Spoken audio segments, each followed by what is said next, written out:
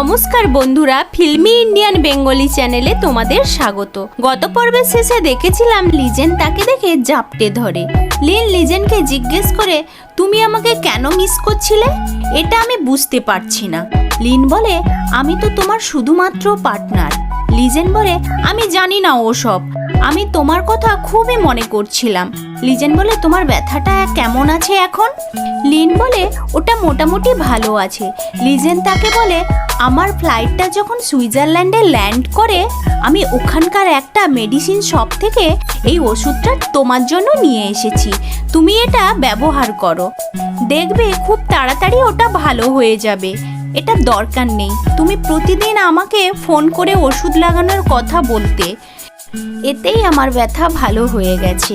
তারা দুজন এত কাছাকাছি ছিল, এত পাশাপাশি ছিল, দুজনের নিঃশ্বাস একে অপরের উপরে পড়ছিল।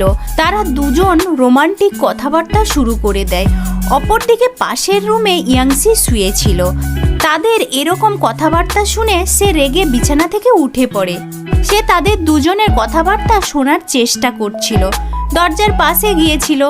লিন এবং লিজেন তারা দুজন একে অপরের সাথে ওষুধ দেওয়া নেওয়ার কথা বলছে, কিন্তু ইয়াংসি ভাবছে তারা মনে হয় প্রেম ভালোবাসার কথা বলছে। সে ভাবতে থাকে এরা দুজন তো ফেক ম্যারেজ করেছে, তাহলে কেন এরকম নাটক করছে? লিজেন তার সঙ্গে অনেক সময় কাটায়, কিন্তু সে আমার দিকে ঘুরেও তাকায় না। লিজেন লিনকে বলে, আমার কাছে তোমার জন্য একটা সারপ্রাইজ আছে, চলো আমার সাথে। লিজেন লিনকে তার সঙ্গে নিয়ে যায়। ইয়াংসি রেগে তেলে বেগুনে জ্বলে যায়। তারা সেখান থেকে চলে যাওয়ার পরে ইয়াংসি লিজেনের রুমে আসে। কোনো একটা মতলব নিয়ে তো সে ঢুকেছিল। অন্যদিকে লিজেন লিনকে একটা সুন্দর নেকলেস উপহার দেয়। সে লিনকে বলে, ওই নেকলেসটা আমি নিজে ডিজাইন করেছি। লিন লিজেনের এই ডিজাইন নেকলেসটা খুবই পছন্দ করে। লিন লিজেনকে বলে, আমি জানতাম না তুমি এত ভালো ডিজাইন করতে পারো। লিজেন বলে, আমি অনেক রাত ধরে জেগে এই ডিজাইনটা তোমার জন্য বানিয়েছি। এটাতে একটা সাধারণ ডায়মন্ড আছে, কিন্তু আমি চেয়েছিলাম আরও ভালো ডায়মন্ড ব্যবহার করতে। লিন বলে, কোনো অসুবিধে নেই, আমার এটা খুবই পছন্দ, কারণ আমি বেশি দামি জিনিস পছন্দ করি না। তুমি এটা ভালোবেসে আমাকে দিয়েছো, এর থেকে ভালো জিনিস আর কি হতে বা পারে? লিন তাকে বলে, তুমি আমাকে এটা দিয়েছো, মনে রেখো তুমি এটা কিন্তু কোনোদিন ফেরত পাবে না। এরপর লিজেন লিনের মাথায় হাত বোলাতে থাকে। তাকে বলে, না বাবা না, আমি তোমার কাছ থেকে এটা কখনোই নেব না। লিন লিজেনকে জিজ্ঞেস করে, আচ্ছা তুমি আমাকে এই নেকলেসটা কেন দিয়েছো? লিজেন বলে, হ্যাঁ আমি জানি তুমি আমার জন্য অনেক কিছু করেছো। তুমি আমার বর্তমান স্ত্রী, সে ফেক ম্যারেজ হোক না কেন, তুমি দেখতে খুব সুন্দর। আমি তোমার জন্য এটুকু তো করতেই পারি। রিপোর্টাররা আমাদের ইন্টারভিউ নিতে চাইছিল, আমি তাদেরকে মানা করে দিই। তুমি আমাকে এবার বলো আমার কি করা উচিত? তাদেরকে কি ইন্টারভিউ দেব? ভাবলাম তোমাকে জিজ্ঞেস করে নি, তুমি কি এতে সহমত আছো? লিন হেসে বলে, হ্যাঁ আমি অবশ্যই যাব। তারা দুজন কাছাকাছি পাশাপাশি বসেছিল। তারা দুজন দুজনকে কিছু একটা বলতে চাইছিল, কিন্তু কিছুই বলতে পারছিল না। তাদের হার্টবিট ক্রমশ বাড়তে থাকে। কে আগে বলবে? সে আগে বলবে না আমি আগে বলবো? অন্যদিকে ইয়াংসি লিজেনের রুমের ভিতরে ছিল। সে মনে মনে ভাবতে থাকে, যদি এরা কন্ট্রাক্ট ম্যারেজ করে তাহলে তো তার ডকুমেন্টস নিশ্চয়ই এই রুমের ভিতরে থাকবে। সেটা যদি আমি পেয়ে যাই তাহলে তাদের দুজনকে আলাদা করতে আমার বেশি সময় লাগবে না। অন্যদিকে লিজেন লিনকে সেই নেকলেসটা পরিয়ে দেয়। লিজেন লিনকে প্রকৃত ভালোবেসে ফেলেছে। ভালোবাসা তো হয়েই গেছে, শুধু নিজেদের ফিলিংসটা শেয়ার করার বাকি আছে। অন্যদিকে ইয়াংসি তাদের দুজনের ভালোবাসার ধারাটাকে কোনো রকমভাবে ভাঙতে চাইছিল। যেটার ভয় ছিল সেটাই হলো। ইয়াংসি ওই কন্ট্রাক্ট পেয়ে যায়, তার হাতে প্রমাণটা চলে আসে, আর রক্ষে নেই। এবার কি যে হবে কে বা জানে। অন্যদিকে ইয়াং ছুটতে ছুটতে লিনের কাছে চলে আসে। সে তাকে বলে, আমার কাছে তোমার জন্য একটা খারাপ খবর আছে। তোমাদের দুজনের ফেক ম্যারেজের খবরটা টিভিতে দেখাচ্ছে, সমস্ত চ্যানেলে দেখাচ্ছে। এই খবরটা শোনা মাত্রে লিন শক হয়ে যায়। সে মনে মনে ভাবতে থাকে, এতদিনের এত পরিশ্রম সব এক ঝটকায় বেকার হয়ে গেল। ইয়াং ইয়াং লিনকে বলে, আমি জানি লিজেন তোমাকে ব্যবহার করেছে তার শেয়ার পাওয়ার জন্য। লিন বলে, আমি জানি এই সব ঘটনা, যদিও সে খারাপ ছেলে নয়, তুই কোথাও একটা ভুল করছিস। তুই তার সঙ্গে কিছুদিন আগে দেখা সাক্ষাৎ করেছিস। সে শহরের মানুষ হয়েছে, তুই গ্রামে মানুষ হয়েছিস। তুই শহরের ছেলেদের জানিস না, তার মাথায় যে কি চলছে সেটা তুই বুঝবি না।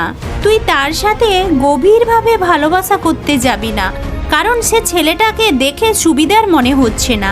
লিন তাকে বলে, তুই কিছু জানিস না, আমি একদম শিওর আছি সে ছেলেটা খুবই ভালো। আমি পরের বার যখন তার সাথে দেখা করব তখন আমি তাকে জিজ্ঞেস করব, তুমি কি আমাকে ভালোবাসো? তার বন্ধু তাকে বলে, হ্যাঁ ঠিক বলেছিস, তাহলে এত দেরি কেন?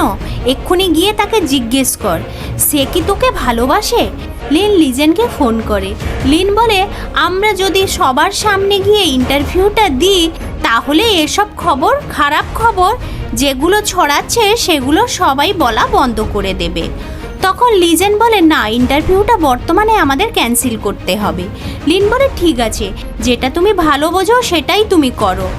তোমার যদি কোনো রকম আমাকে দরকার হয় তাহলে তুমি আমাকে বলবে। এরপর লিন লিজেনকে জিজ্ঞেস করে, তুমি কোথায় আছো? আমি তোমাকে একটা জরুরি কথা জিজ্ঞেস করতে চাই।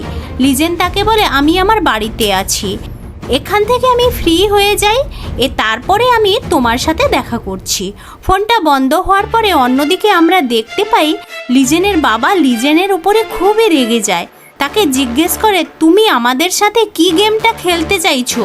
তুমি ফেক ম্যারেজ কেন করেছো? সেই সময় তার সৎ মা সেখানে বসেছিল, সেও তার স্বামীকে আরও বেশি করে উস্কে দিল। লিজেনের বাবা খুবই রেগে যায়। সে লিজেনের সৎ মাকে বলে, তুমি এই সব ঝগড়াঝাটি বন্ধ করো, তুমি যদি বেশি বকবক করো তাহলে সবার আগে আমি তোমাকে বাড়ি থেকে বের করে দেব। লিজেনের মা মুখ বন্ধ করে সেখানে বসে থাকে। অন্যদিকে আমরা দেখতে পাই লিন লিজেনের সাথে দেখা করার জন্য তার বাড়ির দিকে আসছিল।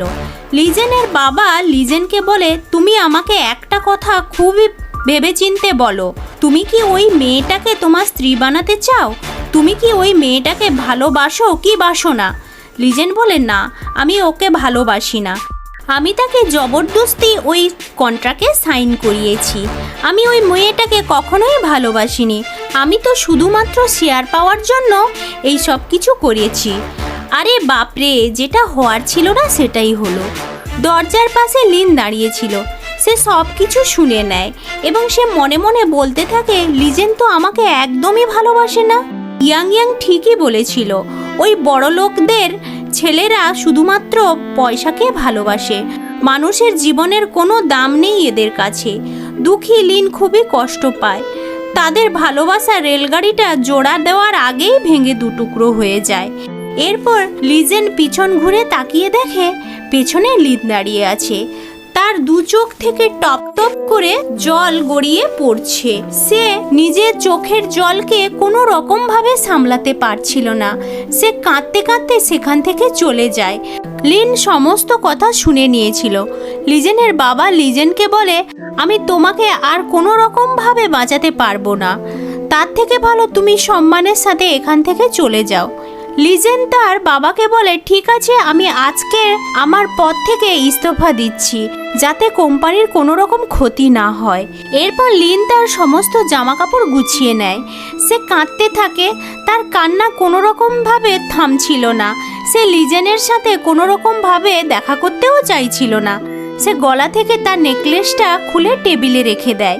ঠিক তখনই লিন ওখানে পড়ে থাকা কিছু ডকুমেন্টস দেখতে পায়।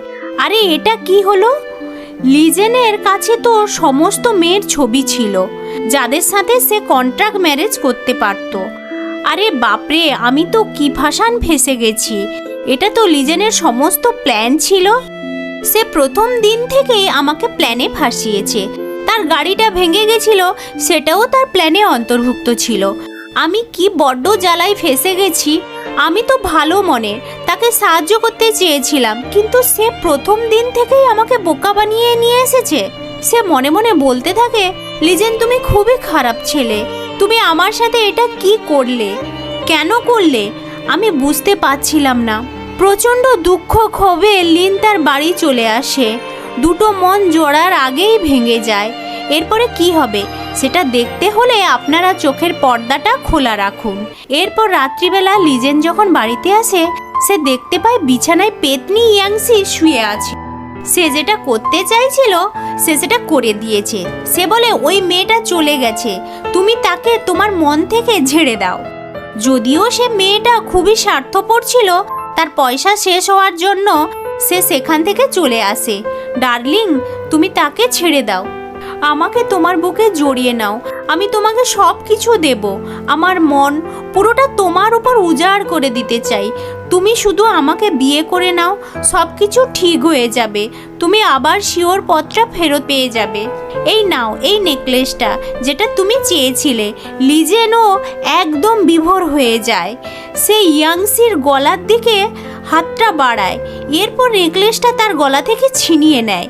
সে বলে তুমি এই নেকলেসটার মানে কখনোই বুঝতে পারবে না। এটার কদর কতটা সেটা তুমি কখনো জানবে না। এটা সেই মানুষটাকে দেওয়া হয় যে মানুষটাকে তুমি সব থেকে বেশি ভালোবাসো। তোমার মতো 2 নম্বরী মেয়ের কাছে ওই জিনিসটা কখনোই থাকা উচিত নয়। এটা আমার মায়ের শেষ স্মৃতি, এটাকে আমি তোমার কাছ থেকে ছিনিয়ে নিলাম। ইয়াংসি চিৎকার করতে করতে বলে আমার বোন আমাকে এটা দিয়েছিল, এটার প্রাপ্য শুধুমাত্র আমার, তুমি আমাকে এটা দিয়ে দাও। লিজেন বলে তুমি মিথ্যে কথা বলছো, আমেরিকাতে তোমার সব কিছু কার্যকলাপ এই নাও দেখো। তুমি 4 বছর সেখানে থেকেছিলে, তুমি কি ভেবেছো আমি কিছুই জানি না? তুমি সেখানে কি করছিলে, কার সাথে রিলেশনশিপে ছিলে, আমি সব কিছু জানতাম।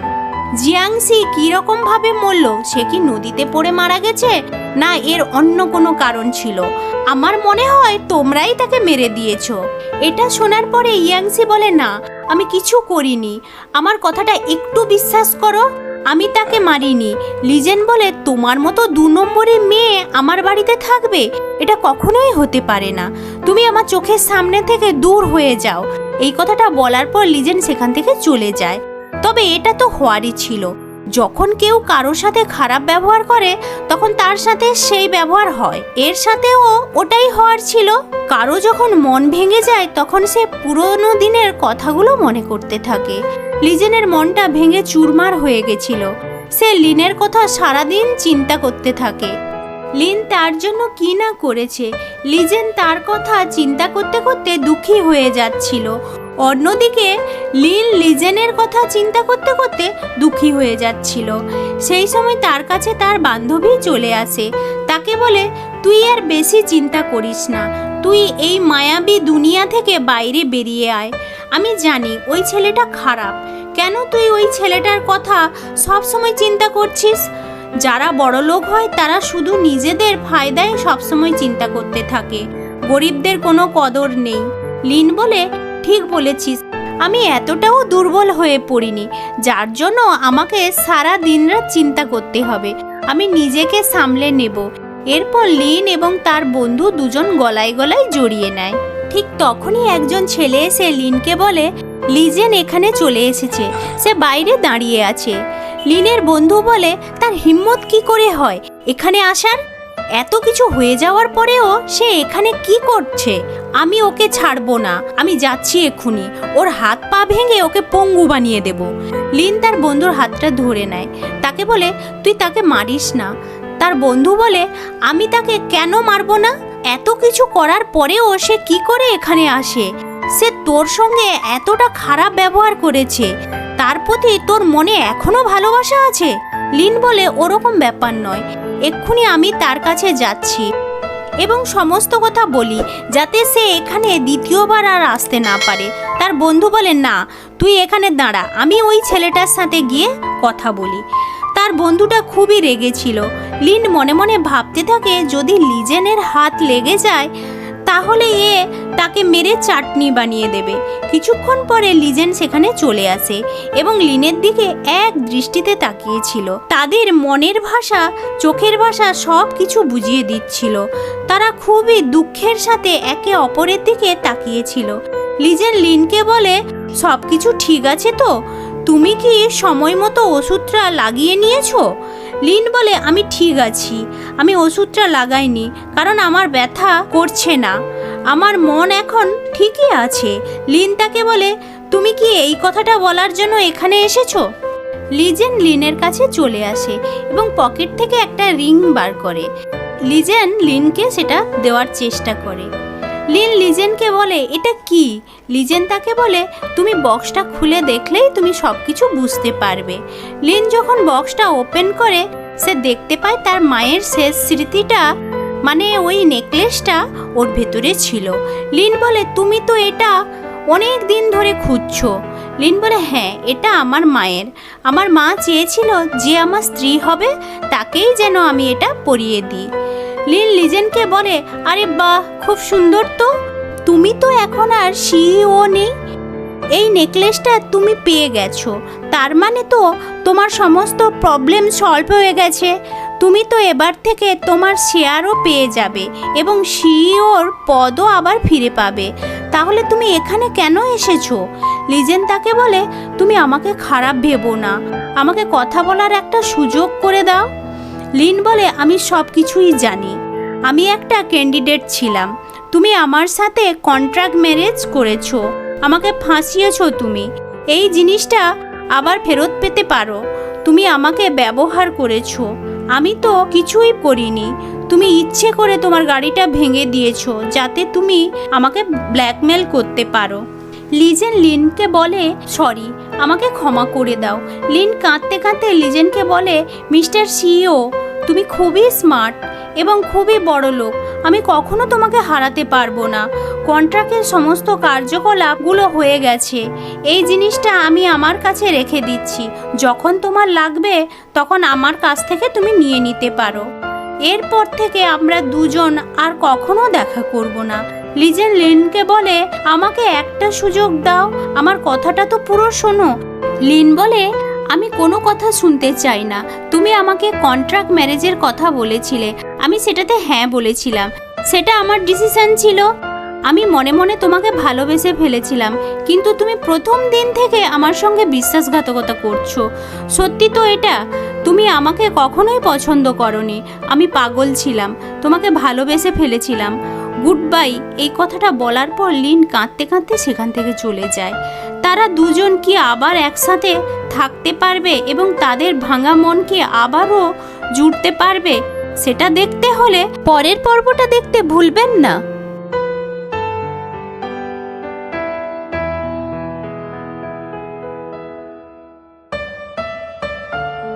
আজকের ভিডিওটা যদি ভালো লাগে তাহলে অবশ্যই একটা লাইক দিয়ে একটা কমেন্ট করে দেবেন, আর এক্সপ্লেনেশনটা যদি ভালো লাগে তাহলে অবশ্যই আমাদের চ্যানেলটিকে সাবস্ক্রাইব করে দেবেন। এটা আপনাদের কাছে তো ফ্রি, কিন্তু আমাদের অনেক হেল্প হয়। দেখা হচ্ছে পরের এপিসোডে, তাহলে এখন রাখি।